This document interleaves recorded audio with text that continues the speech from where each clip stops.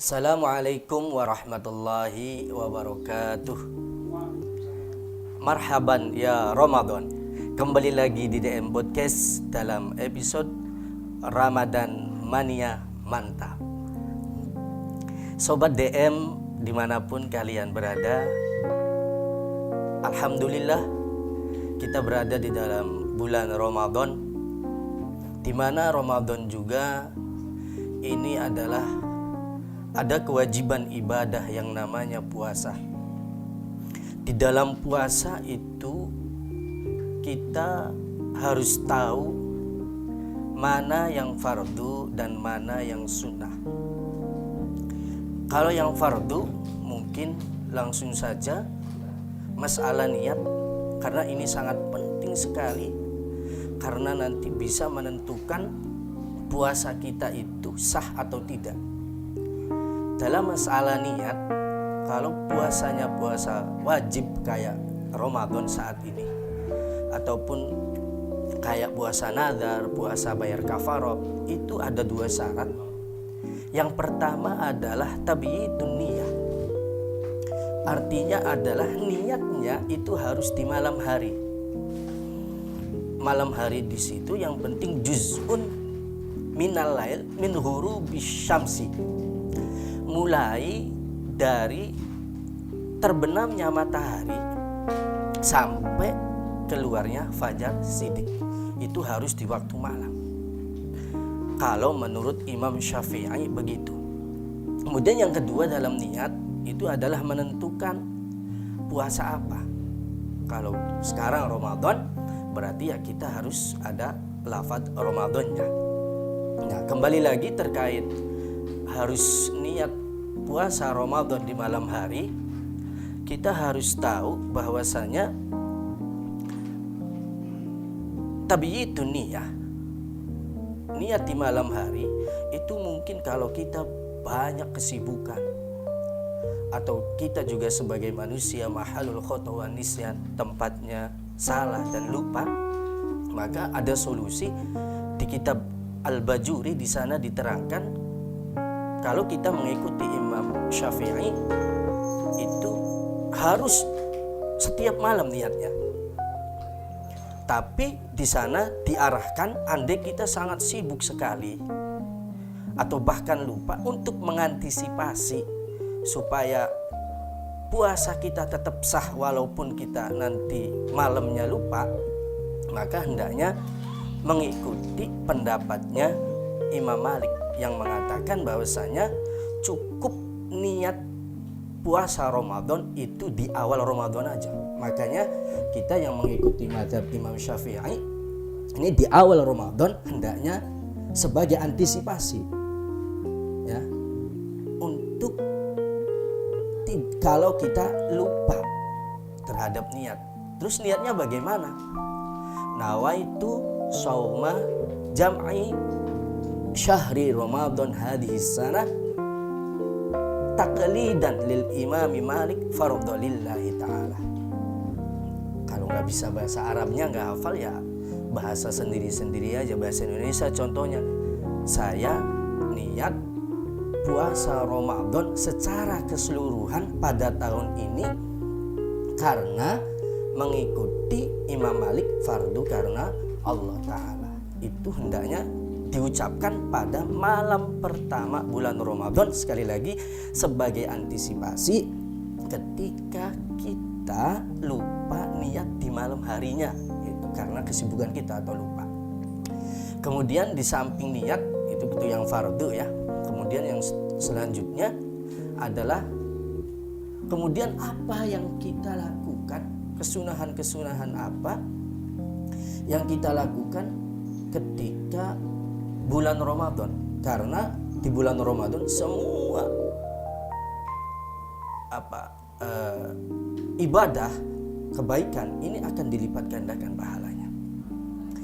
Mungkin yang bisa kita lakukan sobat DM, yang pertama adalah sunnah tasahurun. Di kitab Nihayatuz Zain di sana dijelaskan ada 10 sunnah yang dapat kita lakukan di bulan Ramadan, tapi nanti akan saya sebutkan 5 saja. Yang pertama adalah sunnata sahur, yaitu disunahkan untuk makan sahur. Nah ini di sana dijelaskan walau bijur'ati ma'in, walaupun hanya dengan minum seteguk air saja, yang penting sahur. Nah terus waktunya kapan sahur itu? Apakah kita boleh maghrib buka makan, kemudian setelah taraweh kita lapar lagi kemudian diniati sahur? Oh nggak bisa. Ternyata sahur itu ada batasnya, yakni mulai dari nisfil lail, tengah malam, berarti kurang lebih jam 12 malam, sampai kapan? Sampai tulu'ul fajri, sebelum munculnya fajar. Nah tapi yang sangat sunnah itu adalah mengakhirkan sahur. Seumpama ya subuhnya ini adalah 4:30, maka kita mulai makan sahur ya jam 4 atau jam 4:15 itu, karena mengakhirkan sahur itu hukumnya sangat sunnah sekali, lebih utama.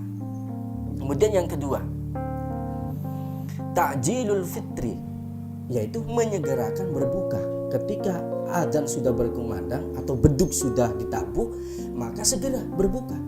Bukan berarti berbuka itu kita langsung makan nasi atau makan yang berat, enggak. Yang terpenting kita membatalkan puasa dulu. Artinya terserah mau minum apa, tapi di kitab Nihayatuz Zain itu disebutkan di sana urutannya. Yang pertama adalah yang paling sunnah yang biasa dilakukan oleh Nabi. Yang pertama adalah makan kurma basah. Kalau nggak ada kurma kering, kalau nggak ada ya udah air tawar aja biasa. Ya, air tawar. Kalau nggak ada lagi ya udah hulwun yang manis-manis. Makanya di Indonesia khususnya biasanya ada istilah tajil, ada kolak, ada es buah dan macam sebagainya lah. Pokoknya itu sunnah. Makanya sebenarnya ulama atau orang-orang zaman dulu sudah memberikan pengertian kepada kita kalau berbuka itu dengan yang manis-manis, tidak cukup dengan wajah manis saja. Kemudian yang ketiga, as-salisu ad-du'aul ma'thur aqiba fitrihi. Dan sunnah berikutnya adalah berdoa ketika mau berbuka. Ya kayak di sekitar kita sudah dari kecil diajarkan, Allahumma laka sumtu wa bika amantu ala rizqika afthatu bi rahmatika ya arhamar rahimin, atau yang lebih panjang terserah. Itu ya. Yang penting kita sebelum berbuka membaca doa. Kemudian yang keempat adalah ghuslu an janabatin qabla fajr. Yang keempat adalah mandi besar sebelum fajar. Nah ini khusus orang dewasa ataupun belum nikah ya, tapi dia mimpi basah. Khususnya perempuan belum nikah tapi haid. Nah seumpama haidnya itu putus atau sudah selesai, sudah mampet darahnya malam hari, maka sunnahnya mandinya itu adalah sebelum fajar. Kenapa sunnah? Karena lil khosyati, karena nanti kalau mandinya setelah masuk subuh artinya sudah puasa, takut nanti ada air yang masuk ke dalam tubuh. Artinya bagaimana? Nggak apa-apa sebenarnya. Kalau seumpama orang yang sudah suami istri, hubungan suami istri malam hari mau mandi sebelum subuh dingin, ya nggak apa-apa, nanti menjelang habis waktu subuh mandi kemudian baru sholat subuh. Yang penting awas sholat subuhnya jangan kelewat begitu.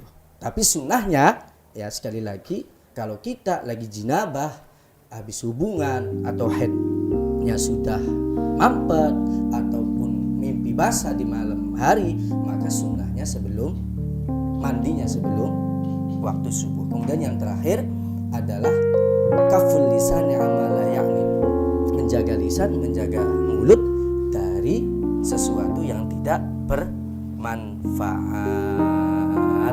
Oke, ya terakhir itu yaitu menjaga lisan dari apalagi berbohong, ribain orang, ngomongin orang. Cukup. Terima kasih Sobat DM. Mohon maaf kurang lebihnya. Semoga kita bisa menjalankan Ramadan dengan mengetahui ilmu-ilmunya, khususnya yang fardhu dan yang sunnah-sunnah. Cukup. Terima kasih. Assalamualaikum warahmatullahi wabarakatuh.